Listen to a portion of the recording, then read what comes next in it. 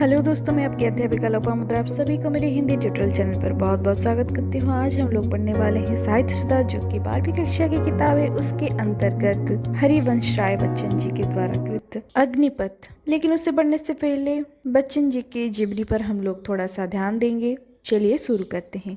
पढ़ाने से पहले आप लोगों को थोड़ी सी जानकारी दे देती हूँ। हिंदी सिनेमा जगत के सुप्रसिद्ध अभिनेता श्रीमान अमिताभ बच्चन जी के पिता हरिवंश राय बच्चन जी हैं। साथ ही सुप्रसिद्ध काव्यकार हैं और उन्हीं के सुपुत्र श्रीमान अमिताभ बच्चन जी हैं। हरिवंश राय बच्चन जी का जन्म 27 नवंबर 1907 को प्रयाग के चौक मोहल्ले में हुआ। वहीं पर उन्होंने प्रारंभ से एमए तक का अध्ययन किया।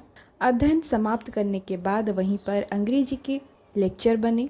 उनका जीवन बड़ा संघर्षमय रहा है।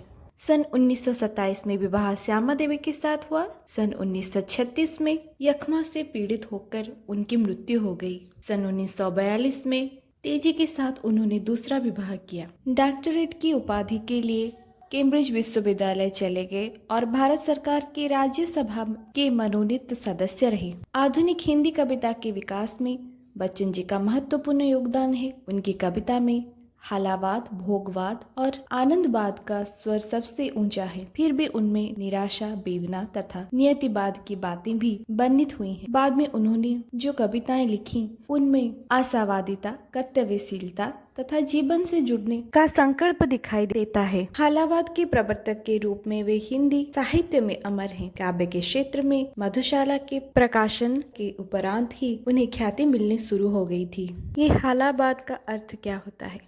हाला शब्द का अर्थ है मदिरा, बाद का अर्थ है सिद्धांत या मत, अर्थात नशे में धुत होकर गाया जाने वाला गीत। इसे मधु गीत भी कहा जाता है। जीवन के दुखों को भूल करके क्षण भर के लिए नशे में व्यक्ति जो अपने अंदर की भावनाओं को व्यक्त करता है, उसे हरिवंश राय बच्चन जी ने अपने काव्य कविताओं के माध्यम से उजागर किया है, जीवन की सत्यता को दर्शाया है। इस प्रकार के काव्य को हालावाद कहा जाता है। बच्चन जी की भाषा बोलचाल की सरल एवं सजीव है। उनकी भाषा में कहीं बनाव श्रृंगार नहीं है। भाषा में कहीं भी कृत्रिमता या गतिरोध नहीं है। सरल उर्दू फारसी के शब्दों का सही उपयोग करते हैं। उनकी शैली गीत शैली है। गीत लिखने में उन्हें विशेष सफलता मिली है।